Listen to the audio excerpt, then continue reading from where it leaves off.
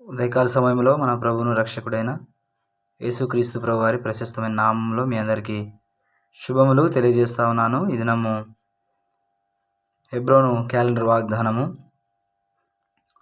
12వ తారీఖున 2వ నెల 2026వ సంవత్సరము. కీర్తన గ్రంథము 91వ కీర్తన 13వ వచనం. నీవు సింహములను నాగుపాములను త్రొక్కెదవు, కొదమ సింహములను భుజంగములను అనగద్రొక్కెదవు. ఈ వాగ్దానాన్ని చూసినట్లయితే మరి ఈ కీర్తన దైవజనుడైన మోసే రచించినటువంటి కీర్తనగా మనము చూస్తూ ఉంటున్నాం. నీవు సింహములను నాగుపాములను త్రొక్కెదవు, దేవుడిచ్చినటువంటి వాగ్దానం.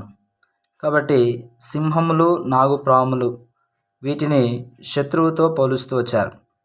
పేతురు పత్రికలో మనం చూస్తే కనుక మరి సాతాను అనగా శత్రువును అపవాదిని సింహముతో పోలుస్తూ వచ్చాడు. నాగుపామును కూడా మరి శత్రువుతో పోలుస్తూ వచ్చాడు. కాబట్టి మరి సింహములను నాగుపాములను నీవు త్రొక్కెదవు అని ప్రభు చెప్తూ వచ్చినాడు. అంటే వాటిపైన విజయం ఇస్తానని ప్రభు చెప్తున్నాడు. కాబట్టి మరి శత్రువుల పైన దేవుడు మనకు విజయం ఇచ్చేటువంటి వాడు. అందరికంటే ప్రాముఖ్యమైన శత్రువు మరి సాతాను అన్న సంగతి మనము గుర్తించవలసినటువంటి వారముగా ఉంటున్నాం. కాబట్టి ఈ ఉదయకాల సమయంలో దేవుడు శత్రువు పైన, పాపం పైన, ఈ లోకం పైన మనకు దేవుడు విజయం ఇస్తానని ప్రభు వాగ్దానం చేస్తూ వస్తున్నాడు.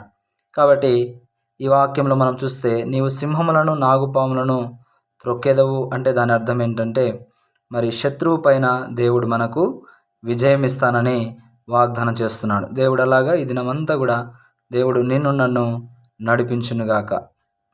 దేవుడు మిమ్మల్ని మీ కుటుంబాలను దీవించి ఆశీర్వదించునుగాక.